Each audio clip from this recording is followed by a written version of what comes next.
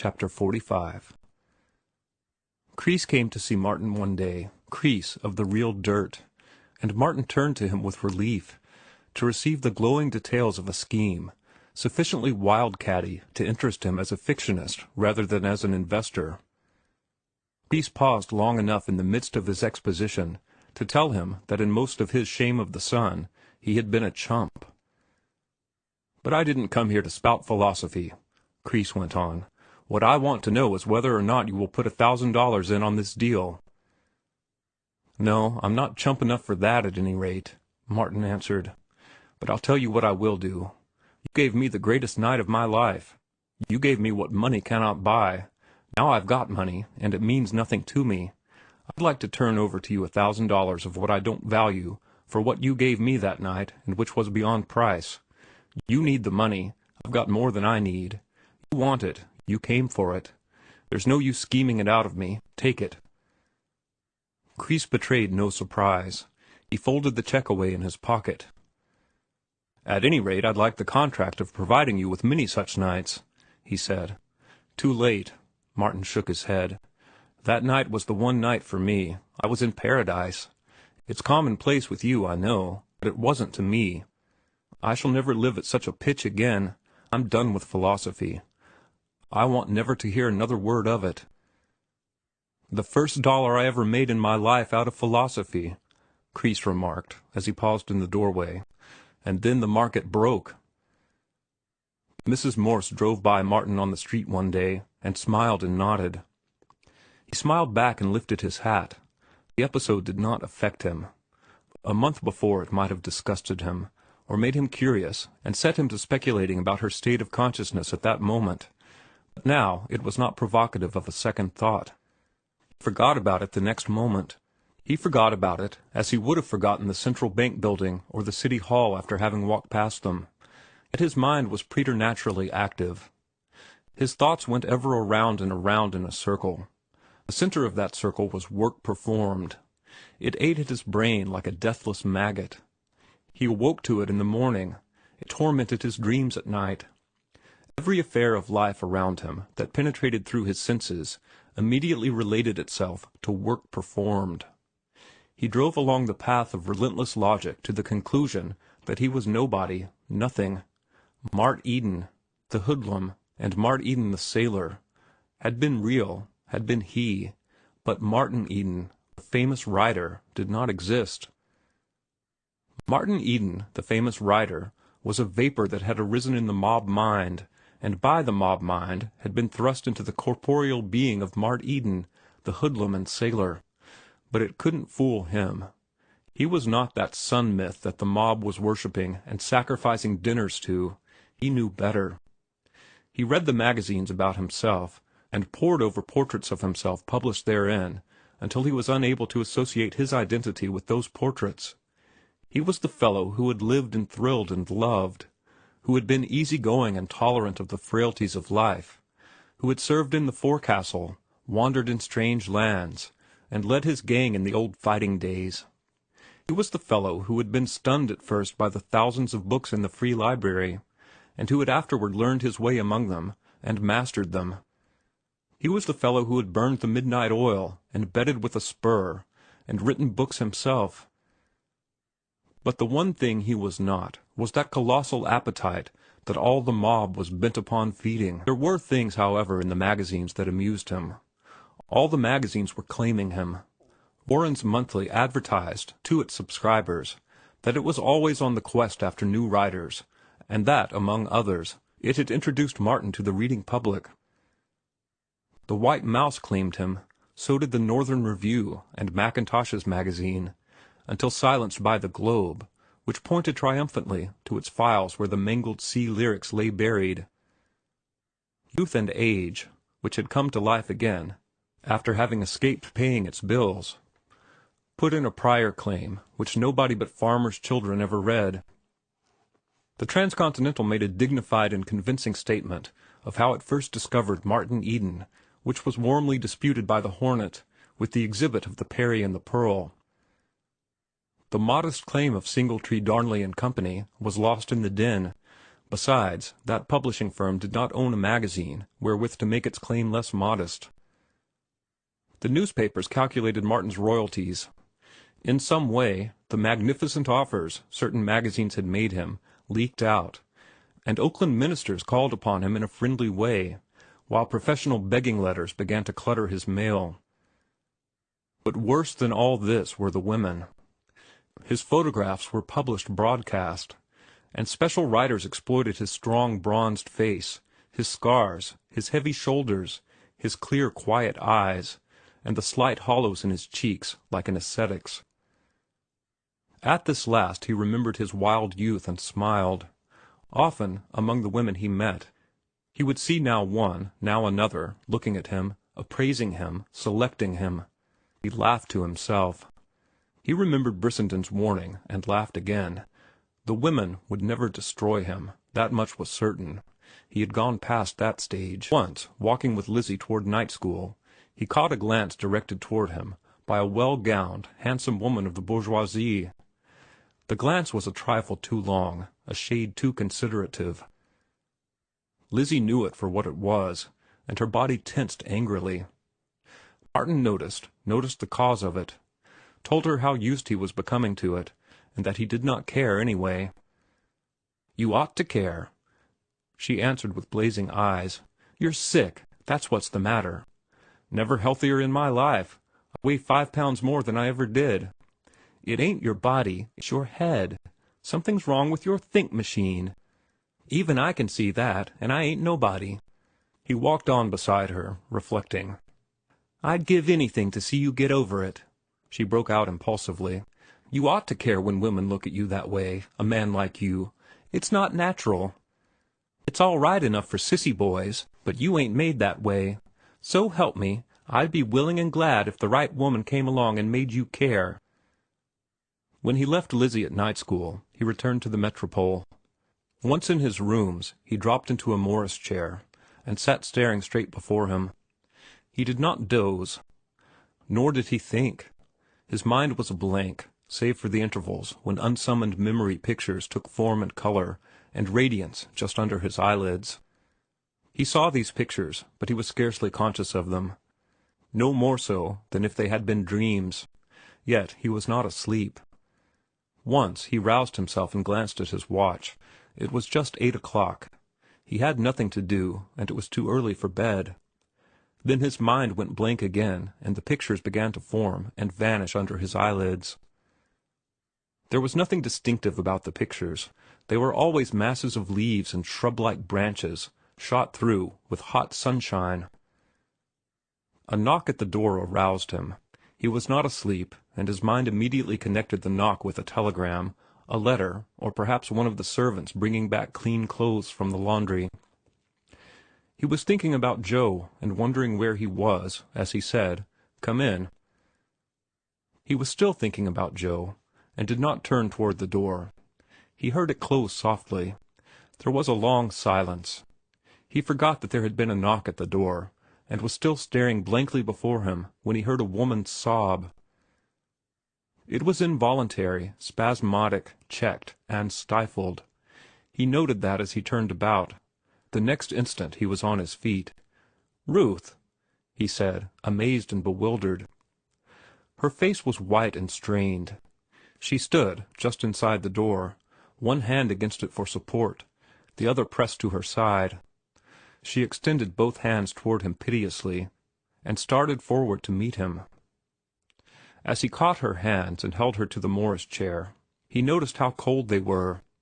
He drew up another chair and sat down on the broad arm of it. He was too confused to speak. In his own mind his affair with Ruth was closed and sealed. He felt much in the same way that he would have felt had the Shelley Hot Springs Laundry suddenly invaded the Hotel Metropole with a whole week's washing ready for him to pitch into. Several times he was about to speak, and each time he hesitated. "No one knows I am here," Ruth said in a faint voice, with an appealing smile. "What did you say?" he asked. He was surprised at the sound of his own voice. She repeated her words. "Oh," he said, then wondered what more he could possibly say. I saw you come in, and I waited a few minutes. Oh, he said again. He had never been so tongue-tied in his life. Positively he did not have an idea in his head. He felt stupid and awkward, but for the life of him he could think of nothing to say. It would have been easier had the intrusion been the Shelley Hot Springs Laundry. He could have rolled up his sleeves and gone to work. "And then you came in," he said finally. She nodded, with a slightly arch expression, and loosened the scarf at her throat. "I saw you first across the street when you were with that girl." "Oh, yes," he said simply. "I took her down to night school." "Well, aren't you glad to see me?" she said, at the end of another silence. "Yes, yes," he spoke hastily. "But wasn't it rash of you to come here?" "I slipped in. Nobody knows I am here. I wanted to see you. I came to tell you I've been very foolish. I came because I could no longer stay away, because my heart compelled me to come, because I wanted to come." She came forward, out of her chair and over to him. She rested her hand on his shoulder a moment, breathing quickly, and then slipped into his arms. And in his large, easy way, desirous of not inflicting hurt, knowing that to repulse this proffer of herself was to inflict the most grievous hurt a woman could receive, he folded his arms around her and held her close. But there was no warmth in the embrace, no caress in the contact. She had come into his arms, and he held her. That was all. She nestled against him, and then, with a change of position, her hands crept up and rested upon his neck. But his flesh was not fire beneath those hands, and he felt awkward and uncomfortable. "What makes you tremble so?" he asked. "Is it a chill? Shall I light the grate?" He made a movement to disengage himself, but she clung more closely to him, shivering violently. "It is merely nervousness," she said with chattering teeth. "I'll control myself in a minute. There, I am better already." Slowly her shivering died away. He continued to hold her, but he was no longer puzzled. He knew now for what she had come. "My mother wanted me to marry Charlie Hapgood," she announced. "Charlie Hapgood, that fellow who speaks always in platitudes," Martin groaned. Then he added, "And now, I suppose, your mother wants you to marry me." He did not put it in the form of a question. He stated it as a certitude, and before his eyes began to dance the rows of figures of his royalties. "She will not object, I know that much," Ruth said. "She considers me quite eligible." Ruth nodded. "And yet I am not a bit more eligible now than I was when she broke our engagement," he meditated. "I haven't changed any. I'm the same Martin Eden, though for that matter I'm a bit worse. I smoke now. Don't you smell my breath?" In reply, she pressed her open fingers upon his lips, placed them graciously and playfully, and in expectancy of the kiss, that of old had always been a consequence. But there was no caressing answer of Martin's lips. He waited until the fingers were removed, and then went on. "I am not changed. I haven't got a job. I'm not looking for a job. Furthermore, I am not going to look for a job. And I still believe that Herbert Spencer is a great and noble man, and that Judge Blount is an unmitigated ass. I had dinner with them the other night, so I ought to know." "But you didn't accept Father's invitation," she chided. "So you know about that. Who sent him? Your mother?" She remained silent. "Then she did send him. I thought so. And now I suppose she has sent you." "No one knows that I am here," she protested. "Do you think my mother would permit this?" "She'd permit you to marry me, that's certain." She gave a sharp cry. "Oh, Martin, don't be cruel. You have not kissed me once. You are as unresponsive as a stone. And think what I have dared to do." She looked about her with a shiver, though half the look was curiosity. "Just think of where I am." "I could die for you. I could die for you." Lizzie's words were ringing in his ears. "Why didn't you dare it before?" he asked harshly. "When I hadn't a job, when I was starving, when I was just as I am now, as a man, as an artist, the same Martin Eden." That's the question I've been propounding to myself for many a day, not concerning you merely, but concerning everybody. You see, I have not changed, though my sudden apparent appreciation and value compels me constantly to reassure myself on that point. I've got the same flesh on my bones, the same 10 fingers and toes. I am the same. I have not developed any new strength nor virtue. My brain is the same old brain. I haven't made even one new generalization on literature or philosophy. I am personally of the same value that I was when nobody wanted me. And what is puzzling me is why they want me now. Surely they don't want me for myself. For myself is the same old self they did not want. Then they must want me for something else, for something that is outside of me, for something that is not I. Shall I tell you what that something is? It is for the recognition I have received. That recognition is not I. It resides in the minds of others. Then again, for the money I have earned and am earning. But that money is not I. It resides in banks and in the pockets of Tom, Dick, and Harry. And is it for that, for the recognition and the money, that you want me now? You are breaking my heart, she sobbed. You know I love you, and I am here because I love you. I am afraid you don't see my point, he said gently. What I mean is, if you love me, how does it happen that you love me now so much more than you did when your love was weak enough to deny me? Forget and forgive, she cried passionately. I loved you all the time, remember that, and I am here now in your arms. I'm afraid I am a shrewd merchant, peering into the scales, trying to weigh your love and find out what manner of thing it is. She withdrew herself from his arms, sat upright, and looked at him long and searchingly. She was about to speak, then faltered and changed her mind. You see, it appears this way to me, he went on. When I was all that I am now, nobody out of my own class seemed to care for me. When my books were all written, no one who had read the manuscript seemed to care for them. In point of fact, because of the stuff I had written, they seemed to care even less for me. In writing the stuff, it seemed that I had committed acts that were, to say the least, derogatory. Get a job, everybody said. She made a movement of dissent. Yes, yes, he said. Except in your case you told me to get a position. The homely word job, like much of what I have written, offends you. It is brutal. But I assure you it was no less brutal to me when everybody I knew recommended it to me, as they would recommend right conduct to an immoral creature. But to return. The publication of what I had written, and the public notice I received, wrought a change in the fibre of your love. Martin Eden, with his work all performed, you would not marry.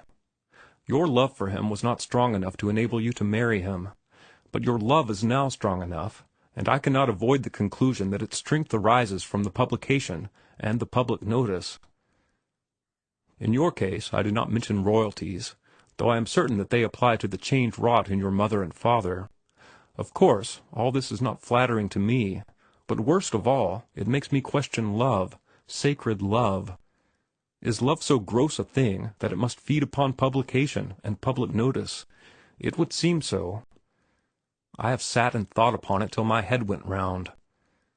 Poor dear head. She reached up a hand and passed the fingers soothingly through his hair. Let it go around no more. Let us begin anew now. I loved you all the time. I know that I was weak in yielding to my mother's will. I should not have done so. Yet I have heard you speak so often, with broad charity, of the fallibility and frailty of humankind. Extend that charity to me. I acted mistakenly. Forgive me. Oh, I do forgive, he said impatiently. It is easy to forgive where there is really nothing to forgive. Nothing that you have done requires forgiveness. One acts according to one's lights, and more than that one cannot do. As well might I ask you to forgive me for my not getting a job. I meant well, she protested. You know that. I could not have loved you and not meant well. True, but you would have destroyed me out of your well-meaning. Yes, yes, he shut off her attempted objection. You would have destroyed my writing and my career. Realism is imperative to my nature, and the bourgeois spirit hates realism. The bourgeoisie is cowardly. It is afraid of life. And all your effort was to make me afraid of life. You would have formalized me. You would have compressed me into a 2x4 pigeonhole of life, where all life's values are unreal and false and vulgar." He felt her stir protestingly. "Vulgarity, a hearty vulgarity, I'll admit, is the basis of bourgeois refinement and culture. As I say, you wanted to formalize me, to make me over into one of your own class, with your class ideals, class values, and class prejudices." He shook his head sadly. "And you do not understand, even now, what I am saying. My words do not mean to you what I endeavor to make them mean. What I say is so much fantasy to you, yet to me it is vital reality. At the best you are a trifle puzzled and amused that this raw boy, crawling up out of the mire of the abyss, should pass judgment upon your class and call it vulgar." She leaned her head wearily against his shoulder, and her body shivered with recurrent nervousness. He waited for a time for her to speak, and then went on. "And now you want to renew our love. You want us to be married. You want me.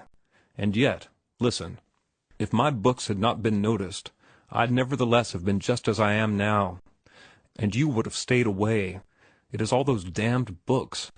"Don't swear," she interrupted. Her reproof startled him.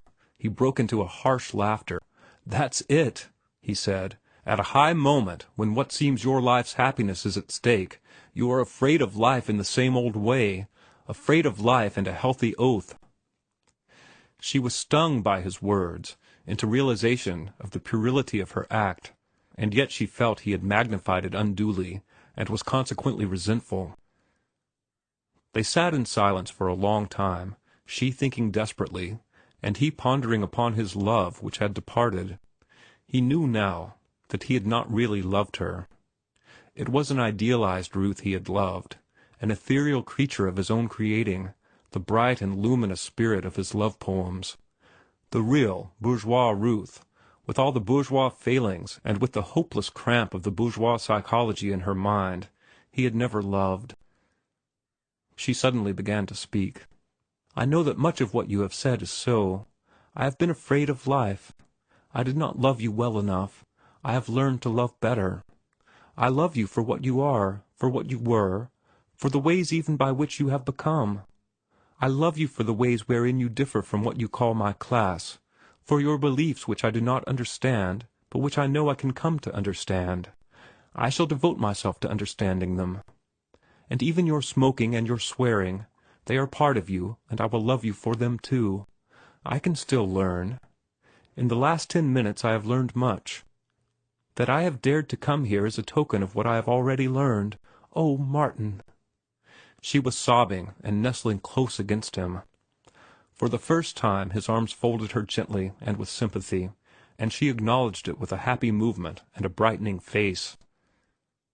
"It is too late," he said. He remembered Lizzie's words. "I am a sick man. Oh, not my body. It is my soul, my brain. I seem to have lost all values. I care for nothing. If you had been this way a few months ago, it would have been different. It is too late now." "It is not too late," she cried. "I will show you. I will prove to you that my love has grown, that it is greater to me than my class and all that is dearest to me. All that is dearest to the bourgeoisie I will flout. I am no longer afraid of life. I will leave my mother and father, and let my name become a byword with my friends. I will come to you here and now, in free love if you will, and I will be proud and glad to be with you. If I have been a traitor to love, I will now, for love's sake, be a traitor to all that made that earlier treason." She stood before him with shining eyes. "I am waiting, Martin," she whispered, "waiting for you to accept me. Look at me." It was splendid, he thought, looking at her. She had redeemed herself for all that she had lacked, rising up at last, true woman, superior to the iron rule of the bourgeois convention. It was splendid, magnificent, desperate. And yet, what was the matter with him? He was not thrilled nor stirred by what she had done. It was splendid and magnificent only intellectually. In what should have been a moment of fire, he coldly appraised her. His heart was untouched. He was unaware of any desire for her. Again he remembered Lizzie's words. "I am sick, very sick," he said with a despairing gesture. "How sick I did not know till now. Something has gone out of me. I have always been unafraid of life, but now I never dreamed of being sated with life. Life has so filled me that I am empty of any desire for anything. If there were room I should want you now. You see how sick I am." He leaned his head back and closed his eyes, and like a child crying that forgets its grief in watching the sunlight percolate through the tear-dimmed films over the pupils, so Martin forgot his sickness, the presence of Ruth, everything, in watching the masses of vegetation shot through hotly with sunshine that took form and blazed against the background of his eyelids. It was not restful, that green foliage. The sunlight was too raw and glaring. It hurt him to look at it, and yet he looked, he knew not why. He was brought back to himself by the rattle of the doorknob. Ruth was at the door. "How shall I get out?" she questioned tearfully. "I am afraid." "Oh, forgive me," he cried, springing to his feet. "I'm not myself, you know. I forgot you were here." He put his hand to his head. "You see, I'm not just right. I'll take you home. We can go out by the servants' entrance. No one will see us. Pull down that veil, and everything will be all right." She clung to his arm through the dim-lighted passages and down the narrow stairs. "I am safe now," she said, when they emerged on the sidewalk, at the same time starting to take her hand from his arm. "No, no, I'll see you home," he answered. "No, please don't," she objected. "It is unnecessary." Again she started to remove her hand. He felt a momentary curiosity. Now that she was out of danger, she was afraid. She was in almost a panic to be quit of him. He could see no reason for it, and attributed it to her nervousness. So he restrained her withdrawing hand, and started to walk on with her. Halfway down the block he saw a man in a long overcoat shrink back into a doorway. He shot a glance in as he passed by, and despite the high turned-up collar, he was certain that he recognized Ruth's brother, Norman. During the walk, Ruth and Martin held little conversation. She was stunned. He was apathetic. Once he mentioned that he was going away, back to the South Seas, and once she asked him to forgive her for having come to him. And that was all. The parting at her door was conventional. They shook hands, said good night, and he lifted his hat. The door swung shut, and he lighted a cigarette and turned back for his hotel. When he came to the doorway in which he had seen Norman shrink, he stopped and looked in a speculative humor. "She lied," he said aloud. "She made believe to me that she had dared greatly, and all the while she knew the brother that brought her was waiting to take her back." He burst into laughter. "Oh, these bourgeois! When I was broke, I was not fit to be seen with his sister. When I have a bank account, he brings her to me." As he swung on his heel to go on, a tramp, going in the same direction, begged him over his shoulder. "Say, mister, can you give me a quarter to get a bed?" were the words. But it was the voice that made Martin turn around. The next instant he had Joe by the hand. "Do you remember the time we parted at the hot springs?" the other was saying. "I said we'd meet again. I felt it in my bones, and here we are." "You're looking good," Martin said admiringly, "and you've put on weight." "I sure have." Joe's face was beaming. "I never knew what it was to live till I hit hoboing. I'm 30 pounds heavier and feel tip-top all the time. Why, I was worked to skin and bone in them old days. Hoboing sure agrees with me." "But you're looking for a bed just the same," Martin chided, "and it's a cold night." "Huh? Looking for a bed?" Joe shot a hand into his hip pocket and brought it out filled with small change. "That beats hard graft," he exulted. "You just look good. That's why I battered you." Martin laughed and gave in. "You've several full-sized drunks right there," he insinuated. Joe slid the money back into his pocket. "Not in mine," he announced. "No gettin' o'er-eyed for me, though there ain't nothin' to stop me except I don't want to. I've been drunk once since I seen you last, and then it was unexpected, bein' on an empty stomach. When I work like a beast, I drink like a beast. When I live like a man, I drink like a man. A jolt now and again when I feel like it, and that's all." Martin arranged to meet him the next day, and went on to the hotel. He paused in the office to look up steamer sailings. The Mariposa sailed for Tahiti in 5 days. "Telephone over tomorrow and reserve a stateroom for me," he told the clerk. "No deck stateroom, but down below, on the weather side, the port side. Remember that, the port side. You'd better write it down." Once in his room, he got into bed and slipped off to sleep as gently as a child. The occurrences of the evening had made no impression on him. His mind was dead to impressions. The glow of warmth with which he had met Joe had been most fleeting.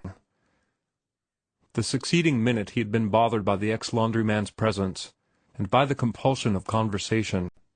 That in 5 more days he sailed for his loved South Seas meant nothing to him.